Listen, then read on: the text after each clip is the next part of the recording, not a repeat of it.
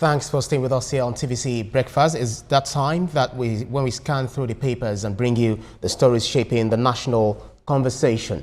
I'll be doing this let's go through the papers first. The Nation newspaper, let's convert our diversity to prosperity, says President Tinubu, president at Pope's inauguration mass. Leo the 14th pledges peace in the world. Nigerian News Direct toes the same line. We must work tirelessly to preserve Nigeria's unity. That's according to President Tinubu. Blueprint talks about the 2027 politics. No candidate with capacity to match Tinubu in 2027. Yakase says North has nothing against him. The Hope newspaper also toes the same line. Nobody can defeat Tinubu in 2027, says Yakase. Insists North yet to endorse any aspirant. Kwakwanso snares, boasts coalition will defeat president next election. Abuja inquiry talks about fraud. ICPC blocks 1.6 billion naira fraud in agency. And this Nigeria chimes in on the issues affecting Nigerians, not just in Lagos, but across the nation, which is tenants grown as rents in cities continue to soar. Increased by 60% in 2025. Agents, agreement, fees add to costs. Platform Times, over 34,000 Nigerians granted U.S. citizenship in 3 years. And the last we'll be talking about on the paper review this morning is Taiwan Awoniyi, who is back to life. I'm grateful to be alive after emergency surgery. Coma describes it as an experience that he would never forget. Now let's, Veronica, let's quickly dissect some of these headlines as much as we can.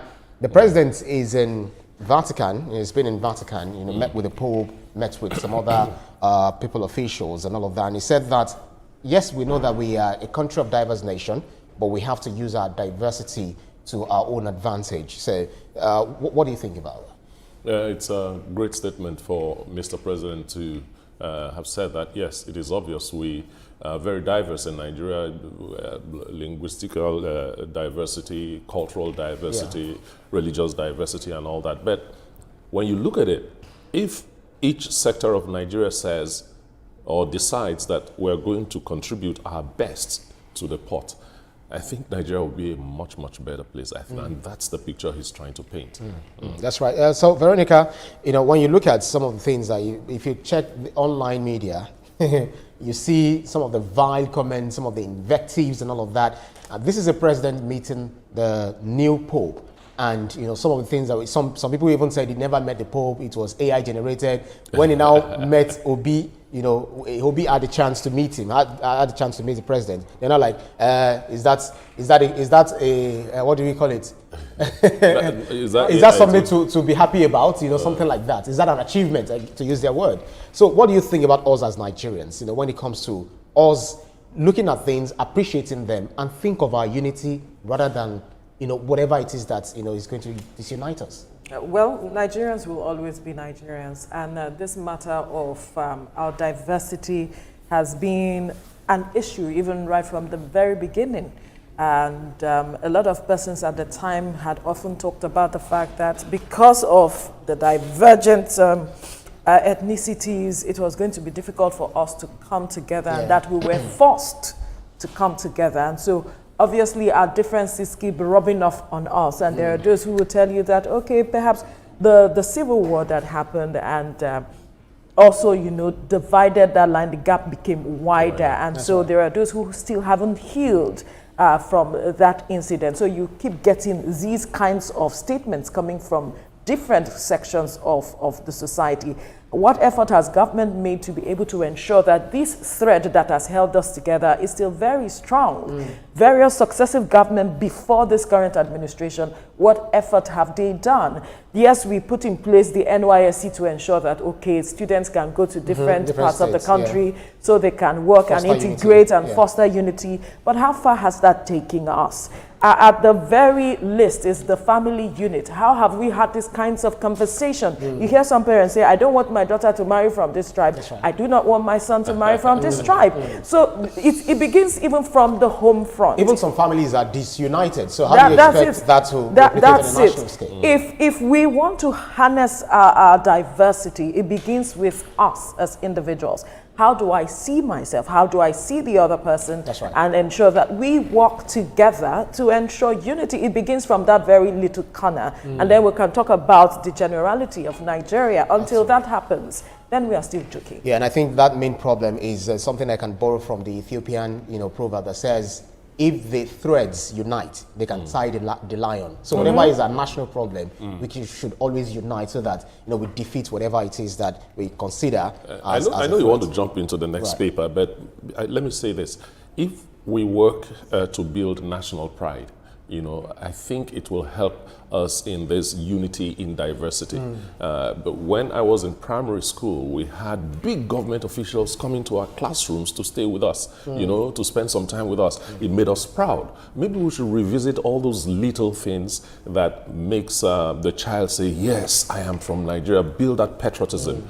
And this unity in diversity will be something that will be used to our own advantage. Yes. Rather than a source of differences. Right. Moving on to blueprints as well as the Hope newspaper, they're actually saying practically the same thing, saying that no candidates with capacity to match Tinubu in 2027, as according to Tanko Yekese, saying that North has nothing against him. It's going to be a landslide victory for Ashiwaju, that's according to APC, and then Northwest faring better under Mr. President. So this is coming against the backdrop of seeing a subtle or some form of coalition coming together to meet the former president Muhammad Buhari in his hometown in Daura, and then later on you saw the APC party members moving there like, he's our man, you can't come and claim him. It's just the fourth and back, and others are saying that the North will not support the president, but we are having louder voices from people that matter, from the northern region, saying that no, we are for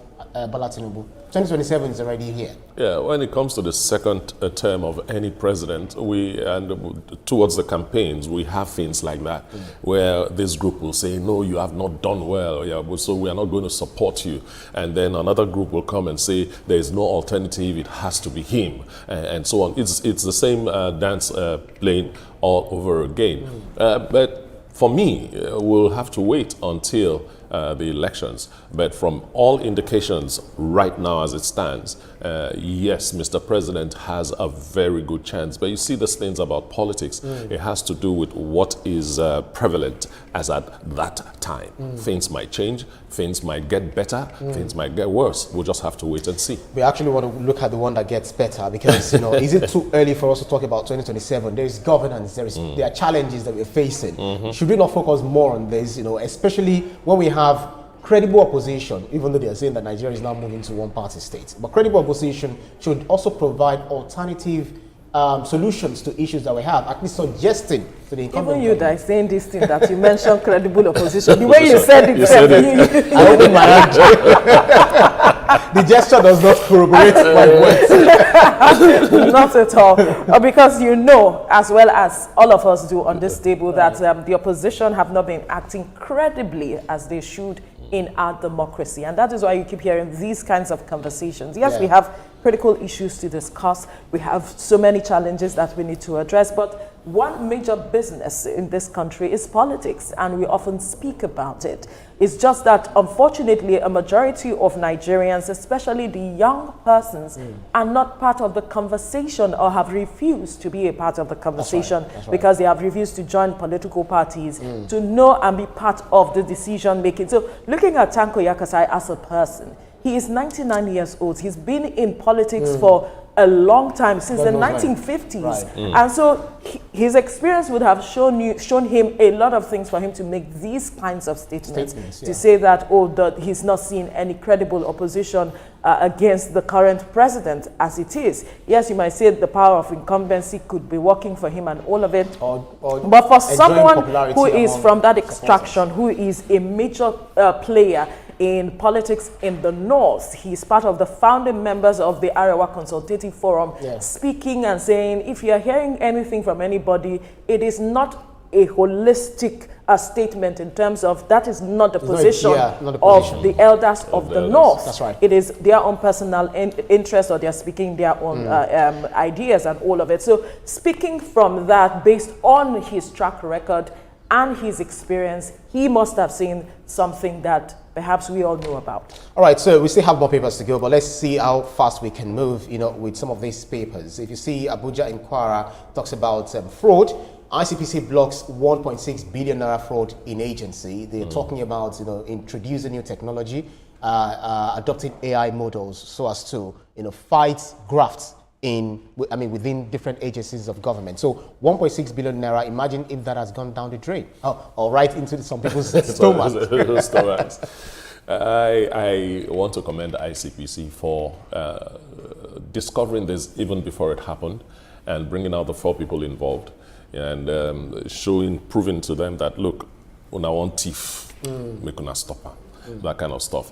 It is good. So whatever they are using, AI, new technology, you just stopped 1.6 billion to be stolen from Rural Electrification Agency. You just stopped it, and that is commendable. That's where I want to give them. Should we stop at that? Or should we get these people and try them for corruption? Absolutely. Yes. Absolutely. The full wrath of the Lord, they should face it. For me, the question is, perhaps a lot has been going on even before now. That was why they decided to put this satellite on these people. My question is to those who are stealing us blind. Where is your conscience? This money is not meant for you and your generation to come, yet to be born. That's whatever right. is for the generality of Nigerians. So why are you pocketing it for yourself and for persons you haven't even met? It's sad that we do this to ourselves. That's right. Great.